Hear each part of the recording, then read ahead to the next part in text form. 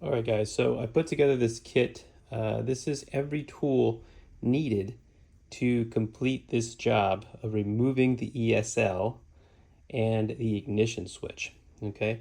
Probably one of the most important tools is this Milwaukee impact driver. When I was using a breaker bar to try to get the steering wheel bolt off, and it was on very tight, and I could not get it even with the breaker bar. So I ended up having to drill it out, and it added, 2 hours to the job.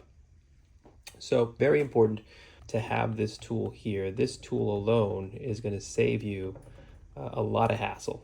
With this tool, you'll be able to get the steering wheel off in seconds, okay? As opposed to it could turn into a nightmare if you don't have one of these impact drivers here. And this is to remove the ignition switch. Makes your life a lot easier when you have this tool to remove the plastic nut on the ignition switch.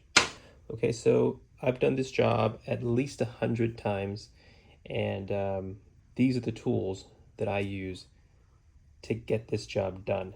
So if you don't have tools and you're attempting to do this job just watching my videos, I highly recommend you rent this kit and then send it back. If you're not going to use these tools again, don't pay the hundreds of dollars that this alone costs. And happy tooling, guys.